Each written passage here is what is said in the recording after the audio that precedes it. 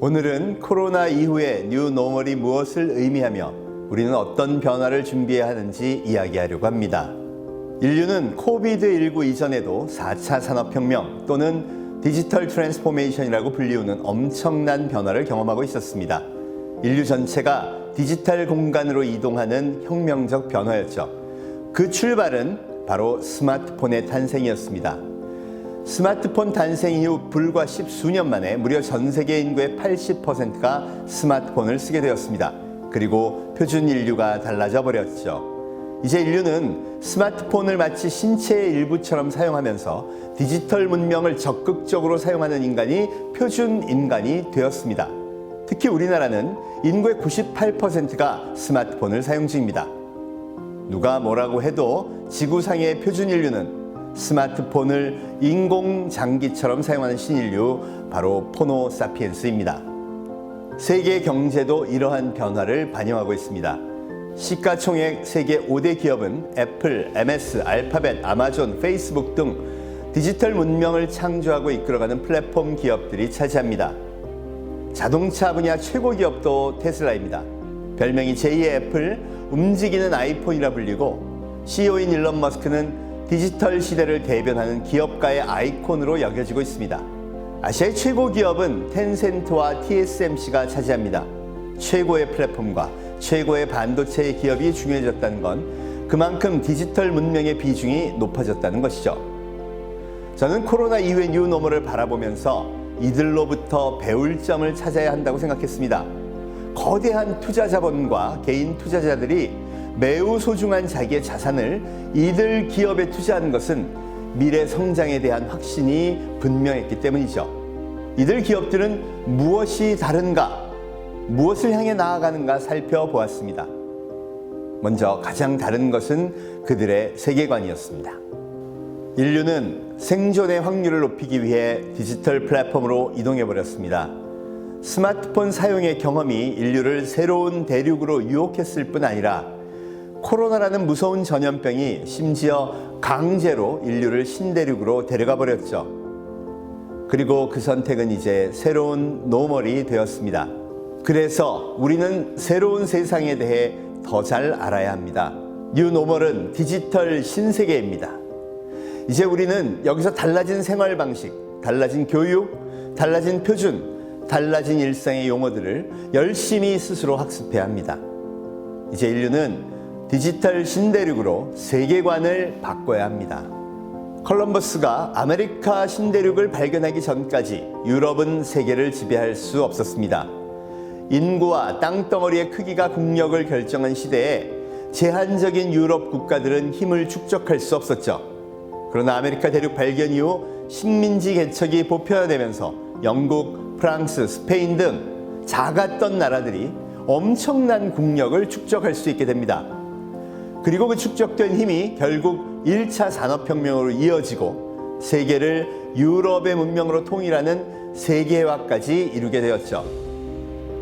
그때 그 표준 문명의 변화에 제대로 적응하지 못했던 조선은 멸망했고 잘 적응했던 일본은 아시아의 패권 국가가 되었습니다.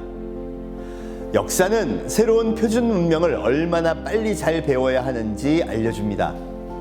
인류는 스마트폰의 창을 통해 디지털 신대륙을 발견했고 전 인류가 그 신대륙으로 이동하면서 이제 새로운 식민지 전쟁이 한창입니다. 세계 5대 기업은 디지털 문명의 창조자들입니다. 그들이 세운 앱스토어, 유튜브, 아마존, 페이스북 등의 서비스는 이 땅 위에 만들어진 비즈니스 모델이 아닙니다. 누구도 유튜브 본사 스튜디오나 세계 최고 쇼핑몰 아마존을 오프라인으로 방문할 수 없습니다. 존재하지 않기 때문이죠. 애초에 이들은 폰을 열면 나타나는 신대륙에 새로운 비즈니스를 만들고 세상의 생태계를 통째로 바꾸는 혁명의 출발점이 되었습니다. 이제 전 인류는 이 신대륙에서 식민지 전쟁 중입니다. 가장 앞서가는 미국과 중국의 대립이 그 양상을 제대로 보여줍니다. 디지털 신대륙은 모든 지식을 거의 무상으로 공유합니다. 그래서 우리나라의 카카오나 네이버가 크게 성공할 수 있었고, 중국도 알리바바, 텐센트 같은 거대 플랫폼 기업들이 해외 유학파가 아닌 토종 비즈니스맨들에 의해 성장할 수 있었습니다. 이러한 영웅들이 탄생하자 슬기로운 사피엔스들은 바로 학습을 시작합니다. 새로운 대륙은 지식을 공짜로 공유합니다. 인터넷에서 공유된 지식을 흡수하고 스스로 배우고 인맥을 형성하고 어느 때보다 빠르게 지적인 수준을 높여갑니다. 요즘은 초등학생들이 인공지능 프로그래밍을 하는데요. 커뮤니티에서 오픈소스를 받아 쉽게 따라하기를 하더니 바로 응용을 하며 생각의 범위를 확장합니다. 이것이 인터넷 교육의 매력이죠. 알파고를 만든 허사비스는 구글의 회사를 5천억 원에 팔았지만 구글은 이 코드마저 공개해버리죠. 이것이 디지털 문명의 특징입니다. 비탈릭 부테린이라는 청년은 이더리움을 창시합니다. 15살에 암호화폐 논문을 처음 썼고요. 대학 입학한 해 19살에 이더리움을 출시하죠. 스스로 배우고 커뮤니티에서 지식을 교환하며 발전시키더니 새로운 디지털 금융을 창조하고 이 시대의 영웅이 된 케이스입니다. 이제 이렇게 스스로 학습하고 지식을 편집해 새로운 것을 창조하는 인재들이 어마어마하게 많아졌고, 어느 국가나 이러한 인재 육성이 절실한 시대입니다. 이미 2005년 유튜브, 2008년 에어비앤비, 2010년 우버 등이 등장하면서 인류 문명의 표준을 모두 바꿔버렸고요. 특히 코로나 이후에는 이 변화가 더욱 강렬하게 가속되는 중입니다.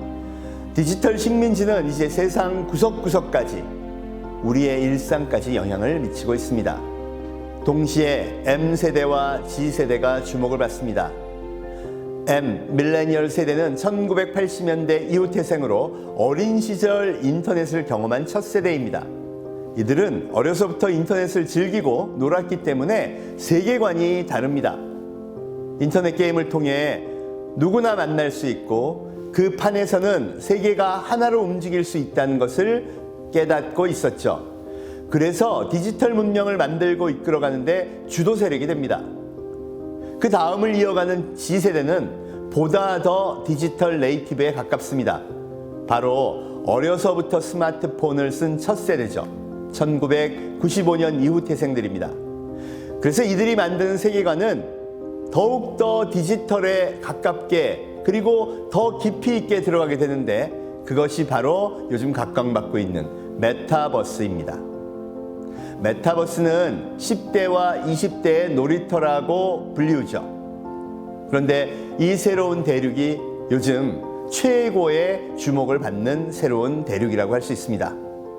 그래서 요즘은 정치권부터 기업들까지 이 MZ세대에 각별하게 신경을 쓰고 있습니다. 결국 미래의 패권이 정치이든 경제이든 바로 이 MZ세대를 잡느냐 못 잡느냐에 의해서 결정되기 때문이죠. G세대의 놀이터 메타버스는 그런 의미에서 매우 중요합니다. 코로나 이후 G세대는 확실하게 메타버스의 세계로 이주했습니다. 메타버스는 초월이라는 뜻의 메타와 유니버스의 버스를 합친 용어로 가상현실과 실제 현실이 섞여서 인지되는 G세대의 세계관을 의미합니다. 이들은 가상현실에서 활동하는 아바타가 존재하는 게 너무나 당연하고 그 부가적 인격체를 매우 중요한 자아로 인지하며 살아갑니다. 대부분 그런 변화를 게임을 통해 경험하게 되고 이제는 그런 게임 기반의 생활을 당연시 여기기 시작합니다. 마인크래프트, 포트나이트, 로블록스, 제페토 같은 플랫폼들이 바로 폰을 든 이들의 놀이터입니다. 이들은 메타버스 형식의 오픈월드에서 스스로 생활하는 샌드박스를 꾸밉니다. 그리고 그 개별적으로 꾸며진 세상을 통해 사람들과 교감하고 함께 대화합니다. 특히 로블록스는 게임 개발 툴을 제공하여 사람들이 게임을 만들어 돈을 벌 수 있는 환경을 제공했는데, 이미 수백만 명의 개발자들이 몰려들어 5천만 개 이상의 게임을 개발해냈고 많은 수익을 창출하고 있습니다. 이미 수만 명 이상의 개발자들은 이곳을 자기의 자발적 직장으로 삼고 있습니다. 매일 출근하는 것이죠. 이러면서 새로운 생태계도 자연스럽게 형성됩니다. 디지털 아이템의 거래를 위해 블록체인을 활용한 디지털 아이템 등기소가 등장합니다. 이것이 바로 지금 핫하다는 NFT, Non-Fungible 토큰입니다. NFT를 통해 나의 상품, 나의 디지털 아이템을 인터넷에 등재를 하게 됩니다. 그럼 그 소유권을 언제든지 보장받을 수 있고 그래서 거래가 가능해지는 것이죠. 이미 미술계에서는 작가가 디지털 그림을 그려 NFT에 등록하고 판매하는 것은 물론이고요. 소더비 크리스 같은 미술품 경매센터까지 메타버스 안에 차려졌습니다. 소더비 크리스티는 이 비즈니스가 앞으로 확대될 것을 예상하고 NFT로 등록된 디지털 아이템의 거래를 이더리움이라는 암호화폐로 하겠다고 공식적으로 발표까지 했죠. 즉, 미술품 경매라는 새로운 시장이 메타버스라는 신대륙에 잘 안착했고 이제는 많은 아티스트들이 참여하면서 새로운 시장을 디지털 신대륙에 만들었다는 것입니다. 페이스북이나 MS 같은 세계 2위와 5위의 거대 플랫폼도 메타버스에 대한 메이저 투자를 발표합니다. 이들처럼 빅데이터가 풍부한 기업들이 투자를 시작한 것은 그만큼 인류의 선택이 분명해졌다는 것이죠. 한국의 엔터 기업들과 게임 기업들도 앞다퉈 메타버스와 NFT에 대한 투자를 늘리고 있습니다.